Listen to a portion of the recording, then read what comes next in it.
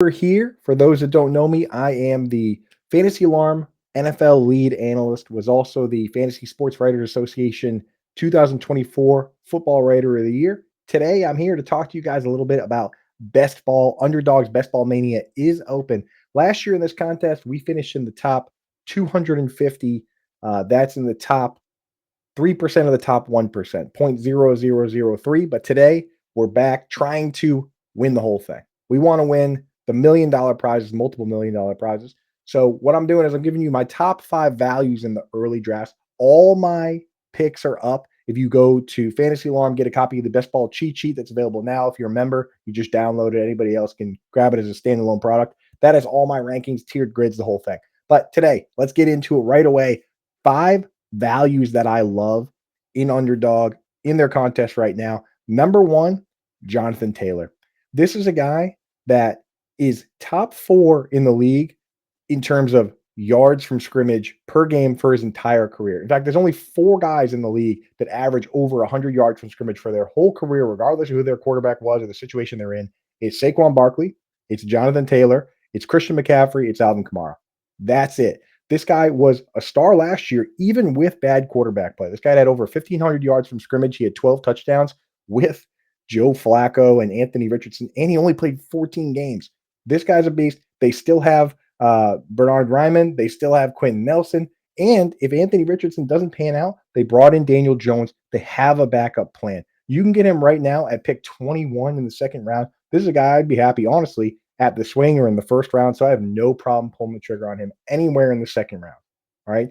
Next guy up here, Alvin Kamara. I just mentioned his name when I was mentioning guys that for their entire career on a per game basis have averaged over 100 yards from scrimmage. Last year, Alvin Kamara came out and he was once again a beast. And that's on a team that was falling apart.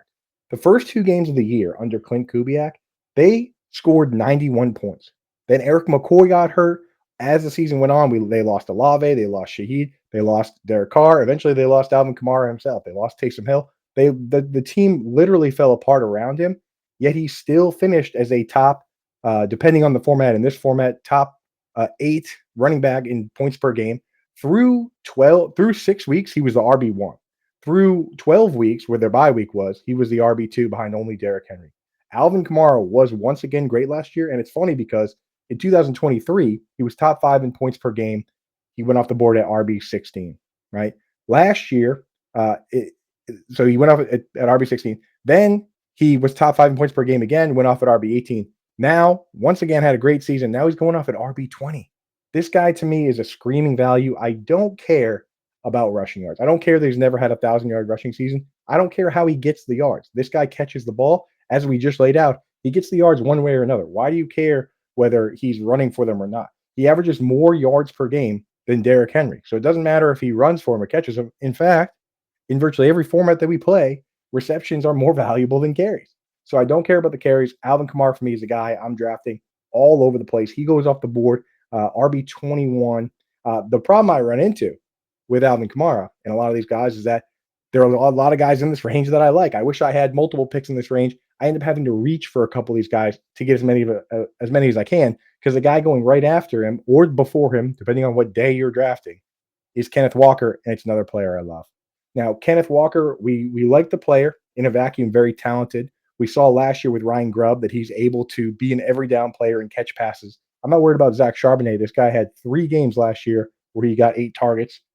A couple of those games, he caught 7, 8 of those targets in the game. So I have no problem with him as a pass catcher. And this scheme is great for rushers.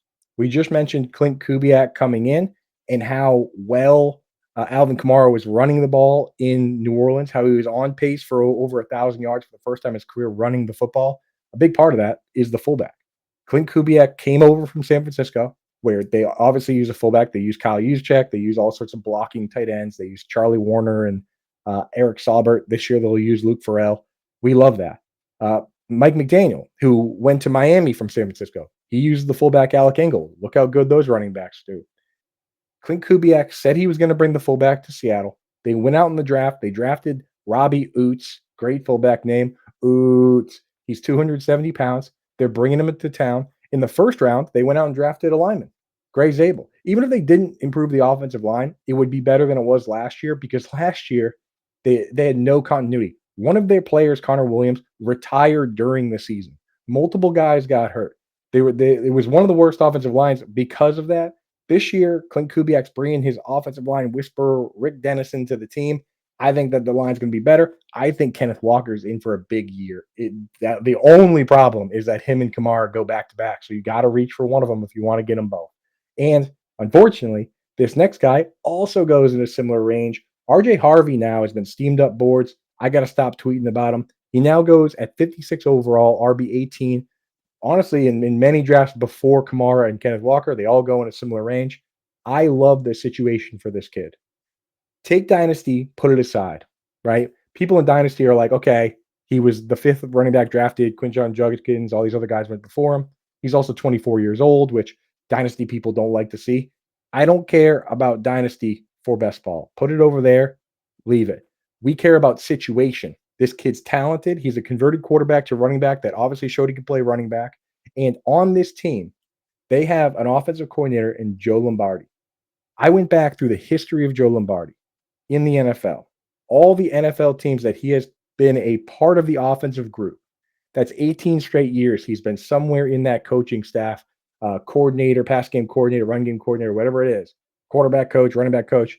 18 straight years. Whatever team he is with has been top 5 in passes to the running back. Every time. These groups have averaged 164 targets to the running back, whether it was with the Broncos the last 2 years, who have been top 5 in passes to the running back both years, whether it was with the Chargers, the Lions, the Saints, it doesn't matter. Joe Lombardi loves throwing to the running back. Last year, Javonte Williams on his own, not just the group, but Williams on his own, was top 5 in targets to a running back. And now he's gone. RJ Harvey, they picked him in the second round. He's their guy. He's going to get a lot of looks that way. Upside is pretty big for him. I'm taking a stab on him. In best ball, I don't care about floor. I only care about ceiling. So I'll take Harvey ahead of Amari and Hampton, ahead of Travion Henderson. The only rookie I'll take ahead is Ashton Genty because Ashton Genty's a freak. And he goes in like the first and second round. So RJ Harvey, he's right in there with Kenneth Walker and Alvin Kamara. I honestly am just going to start taking these guys in like the second and third round and trying to get all three because I want shares of them before they get steamed up and everybody figures out what's going on. That's how you win. Don't worry about ADP. And the last guy, speaking of ADP, I wanted to throw one in here who's going very late that you can take with your last pick, second to last pick. This guy's going off the board, RB64, pick 205, which, an 18 round, 12 team, it's only, it's 218 picks or whatever it is. So he's right there. Nick Chubb. And again, I don't care about floor this time of year.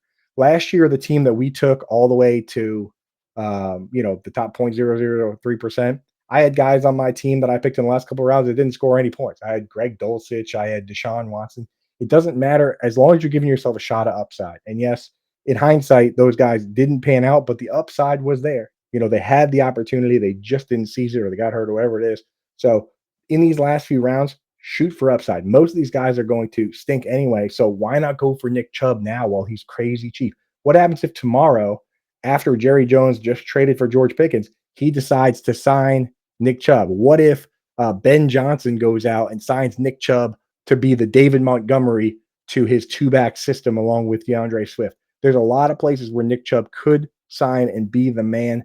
This guy for his career has been great. It's just a matter of recovering from injury. So that's the crew. Give me Jonathan Taylor. Give me Alvin Kamara. Give me Kenneth Walker. Give me RJ Harvey. And in the very last round, give me Nick Chubb. Take this advice. Go out, win a bunch of money. If you want my full rankings, everything that we've done with a lot of fades and buys and sells, go and get a copy of the Fantasy Alarm cheat sheet, best ball cheat sheet right now. It is available. Fantasy Alarm members can just download it, or if you just want to get it as a standalone product, it's available. Thank you so much for tuning in. Next time we'll hit on the wide receivers.